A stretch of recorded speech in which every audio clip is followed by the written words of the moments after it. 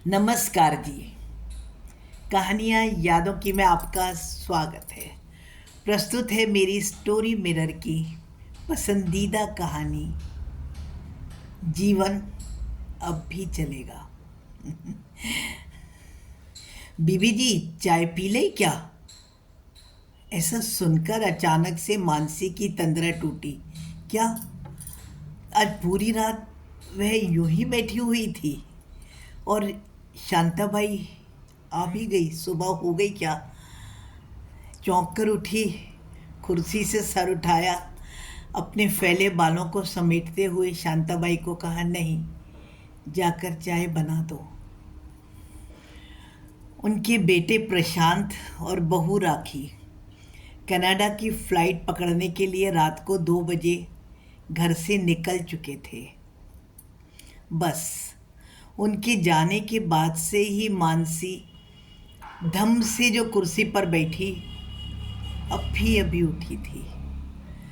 उनके जाने के बाद जो अकेलापन पसरा और उस अकेलेपन में पुराने ख्यालों की भीड़ उमड़ी, जो कि रुकने का नाम ही नहीं ले रही थी। अब आगे का समय कैसे बीतेगा, रह रहकर उन्हें ये ख्याल आ रहा था। हालांकि उनके बेटे प्रशांत ने तो कहा था, मम्मी कुछ समय बाद हम आपको भी कनाडा बुलाएंगे और हो सका तो हम खुद ही आपको लेने के लिए आएंगे। आंसुओं के आवेग में ना तो ध्यान से जाते हुए अपने बेटे को देख सकी और ना ही कुछ सुन रहा था। इतने में ही शांताबाई चाय लेकर आ गई। पूरा घर फैला हुआ था। मानसी उठी। उसने जो बहुत से लड्डू बनाए थे कि बच्चे अपने साथ ले जाएंगे, वो बच्चों ने यूं ही छोड़ दिए थे कि फ़्लाइट में भार ज़्यादा हो जाएगा और ले जाना बहुत मुश्किल हो जाएगा। ऐसा ही उसके हाथ के बनाए हुए अचारों के साथ भी हुआ था।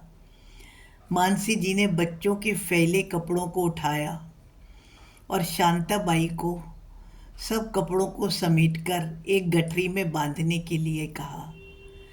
थोड़ी देर को घर से बाहर बरामदे के लॉन में आकर वे शांतिबाई के द्वारा दिया हुआ चाय का कप लेकर बैठ गई। मन बहुत अनमना हो रहा था, परंतु अपने मन को कठोर करते हुए मानसी ने अपने खुद के मन को समझाया, ऐसा पहली बार तो नहीं हो रहा है। हर बार भी तो तुम बिना किसी के जी जाती हो। जिस परमात्मा ने तुम्हारा हर बार ख्याल रखा है, अब की भी रख लेगा। कुछ ऐसा ही ख्याल आते हुए वह पुरानी यादों में पहुंच गई। आइए आपको मानसी जी से मिलवाती हूँ। मानसी अपने बचपन में पहुंच गई, जहां वो अपनी सहेली शिखा के बिना जीने का सोच भी नहीं सकती थी। इन दोनों की जोड़ी पूरे गांव में मशहूर थी, जहां मानसी वहीं शिखा। दोनों के घर भी साथ साथ थे, स्कूल भी साथ थे।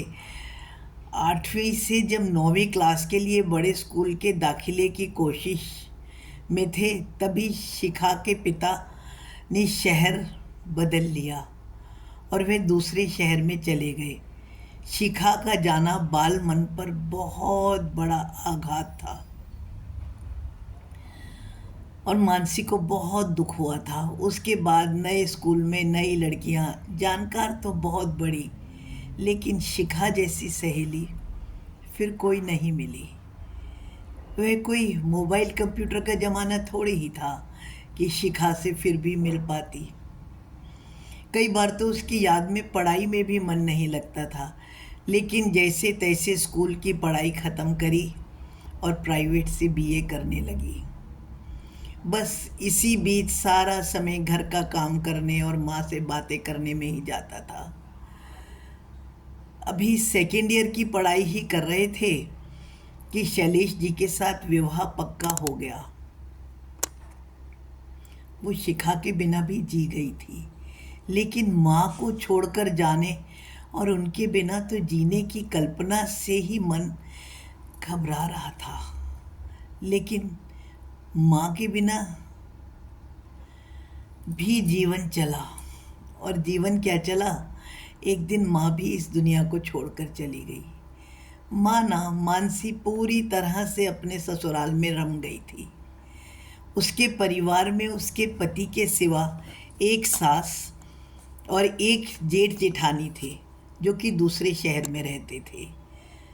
सास तो उनके साथ ही रहती थी, तो इसीलिए घर में तो केवल पति और माता जी ही थे। लेकिन ससुराल के बड़े से घर में दो भैंसों को संभालना, माता जी का साथ तो था, फिर भी पूरा दिन कहाँ चला जाता था कह नहीं सकते। उसे बार बार अपनी माँ की याद आती थी। पर हायरी परंपराएं, ना तो माँ कभी अपनी बेटी से मिलने उनके घर आती थी, और मानसी को मायके ज़्यादा जाने नहीं दिया जाता था।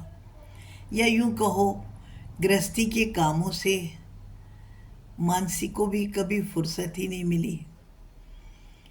एक बार मायके गई थी जब उनकी माँ की मृत्यु हुई थी, परंतु वह 13 दिन भी अपने मायके में नहीं रह पाई। वो अपने ख्यालों में जाने किस किस को याद कर रही थी। फिर आया कि वो अपनी माँ के बिना भी तो जीना सीख गई थी। ससुराल में रम गई थी ना। ससुराल में अपने बेटे प्रशांत को पाकर तो उन्हें लगा जैसे कि जीवन में कोई कमी ही नहीं है। उनका बचपना लौट आया। प्रशांत के रूप में जो खूबसूरत खिलौना मिला, उस खिलौने ने तो सब कुछ ही भुला दिया।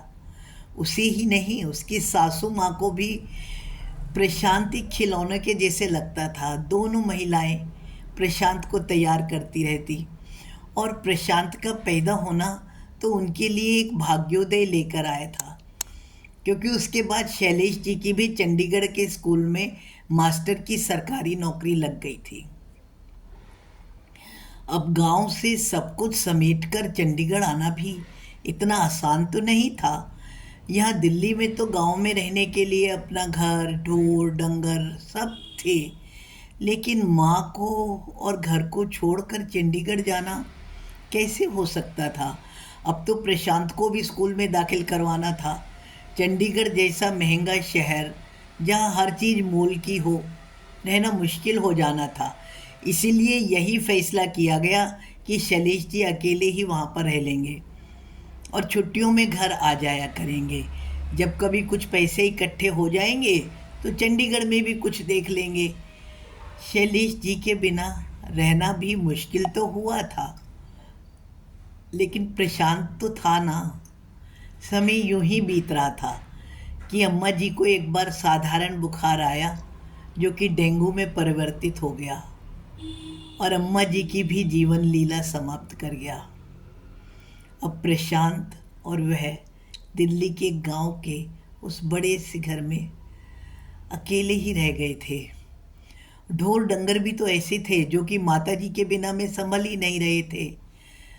प्रशांत तब 7वीं क्लास में ही था, लेकिन उसकी उस साल की पढ़ाई भी दिनों दिन मुश्किल होती जा रही थी। अब शैलेश जी ने जब यह सब देखा तो उन्होंने ढोर डंगर और घर को बेचकर चंडीगढ़ में ही प्लॉट ले लिया था। उसमें केवल 2 कमरे और रसोई बनी हुई थी। बाकी जगह में मानसी ने सब्जी वगैरह उगा दी। जिंदगी फिर भी अनवरत गति से चल रही थी। अब मानसी के पास समय बहुत था, तो उसने आसपास के लोगों से भी दोस्ती कर ली थी। चंडीगढ़ शहर की आबो हवा भी उन्हें बहुत त्रास आई थी। माँ के बाद मायका छूटा तो सासू के बाद ससुराल। उन दोनों को छोड़ कर के भी वह चंडीगढ़ में शैलेश जी के साथ आराम से जी रही थी। घर भी तो उन्होंने 2 मंजिला मंगवा लिया था। ऊपर वाली मंजिल किराए पर दे दी गई। शैलेश जी भी टीचर से प्रिंसिपल के पद पर आ चुके थे। अब उनकी गिनती भी काफ़ी प्रतिष्ठित लोगों में होने लगी थी। प्रशांत ने भी अब इंजीनियरिंग कॉलेज में दाखिला ले लिया था। इंजीनियरिंग करने के बाद उसकी कैंपस सिलेक्शन हैदराबाद में हो गई थी।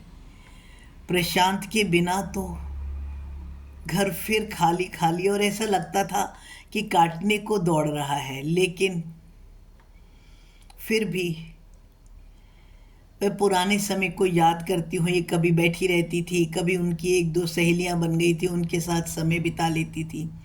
चंडीगढ़ में आते ही उन्होंने शांताबाई को काम के लिए रख लिया था। अब जब शैलेश जी अकेले रहते थे तब भी तो शांताबाई उनका खाना बना दिया करती थी। अब तक शांताबाई घर का सारा काम करने लगी थी। जीवन के उस मोड़ से इस मोड़ तक आते आते अब उनका शरीर भी काफ़ी थकने लगा था और उनका अधिकतर समय अपने घर को सजाने संवारने में ही लगता था। उनका ख्याल था शैलेश जी की रिटायरमेंट के बाद वह अपने बेटे के पास हैदराबाद भी जाएंगे और बहुत दूर दूर तक घूमेंगे, क्योंकि यह तो एक सपना ही रह गया था। परंतु उस दिन जब स्कूल से फ़ोन आया कि शैलेश जी को अचानक से हार्ट अटैक आ गया है और वह अस्पताल में है, बदहवास सी जब वह अस्पताल की ओर भागी तो शैलेश जी भी उसे छोड़कर जा चुके थे। दुनिया फिर भी चल रही थी, वह उनके बिना भी जीवित तो थी। हालांकि आज तक उसने बहुत से लोगों को खोया और हार्ट अटैक होते भी बहुत से लोगों को देखा था, पर उसके खुद के साथ ऐसा होगा ऐसा तो मानसी ने कभी सपने में भी नहीं सोचा था। प्रशांत हैदराबाद से आ गया था और फिर 13 दिन तक होने वाली रस्में में वह उपस्थित तो थी, लेकिन मानसिक रूप से मानसी कहाँ थी वे उसे खुद नहीं पता। वो तो हैरान इसलिए थी कि वह शैलेश जी के बिना भी जीवित रह गई। अब प्रशांत ने भी अपनी ट्रांसफ़र चंडीगढ़ में ही करवा ली थी और राखी के साथ विवाह भी कर लिया था। समय यूं ही बीत रहा था। अब जीवन भी बदल चुका था, परिवार भी और घर के संस्कार भी, जीवन के मूल्य भी। परिवार का मुखिया प्रशांत बन चुका था। घर को सजाने संवारने के वह तौर तरीके जो सदा से उनके रहे थे, प्रशांत और राखी को बिल्कुल पसंद नहीं थे। वो अपने तरीके से जीते थे। हालांकि दोनों ने एक दूसरे को कुछ कहा तो नहीं, लेकिन फिर भी मानसी का अंदर से बहुत कुछ टूटता ही जा रहा था। अकेलापन दिनों दिन बढ़ रहा था। न मायका था न ससुराल। जिस घर को सजाने संवारने में उन्होंने अपनी ज़िंदगी लगाई, उस घर के तौर तरीके भी बदल चुके थे। अब वहाँ भी सोने उठने खाने पीने सब तरह की दिनचर्या में बदलाव आ चुका था। जीवन कई बार शैलेश के बिना भार सा तो लगता था, लेकिन फिर भी वह जी गई थी ना। आस पड़ोस की घर की कुछ सहेलियां जो कि उनकी हम उम्र थी, उनसे ही बातें करते हुए समय बीत रहा था। घर के मुखिया और प्रशांत को कुछ भी कहकर वो नाराज़ नहीं करना चाहती थी। उसे पता था कि प्रशांत और राखी को नहीं, अपितु आज उनको उन दोनों की ज़रूरत है, और यह बात प्रशांत भी अच्छी तरह से समझ चुका था। अब मानसी को खुद को बदलना ज़रूरी था। लेकिन ये क्या? प्रशांत ने मानसी को बताया कि मुझे कनाडा में अच्छी नौकरी का ऑफ़र है। ये मेरे भविष्य का सवाल है, इसलिए मेरा जाना अनिवार्य होगा। राखी को भी कनाडा में कोई ना कोई काम मिल जाएगा। हम दोनों सेटल होते ही आपको बुला लेंगे। मानसी जिस चीज़ से डरकर आज तक सब कुछ देखते हुए भी अनदेखा कर रही थी, आज वही परिस्थिति उनके सामने थी। वैसे भी उन्होंने मानसी से इजाज़त नहीं मांगी थी, अपितु सूचना दी थी। हालांकि मानसी का अंतर्मन चीख चीख कर कह रहा था, मुझे अकेले छोड़कर तुम दोनों कैसे जा सकते हो? इतने अनजान पराए कैसे हो सकते हो? बेटे हो तुम मेरे। लेकिन इस बार भी वह मूक दर्शक होकर उन्हें जाते हुए देखती रही। पूरी रात किस ऊहापोह में बीती, किन ख्यालों में बीती, लेकिन रात कैसे भी बीती हो, उन्होंने अपने मन को समझा लिया था। और यह परिस्थिति भी उनके लिए परमात्मा का क्रोध नहीं, अपितु वरदान ही होगी। जिस तरह से वह आज तक सबके बिना में जीती रही, आगे भी जी जाएंगी। तभी शांताबाई ने आकर पूछा, बीवी जी सारा काम हो गया, आपके लिए खाना भी बना कर रख दिया, अब मैं जाऊं क्या? हाँ शांताबाई तुम जाओ और शाम को थोड़ा काम करवाने को आ जाना। ये जो बाहर वाला कमरा है ना, तुम अपने पति के साथ आकर कुछ दिन यहाँ रह जाना।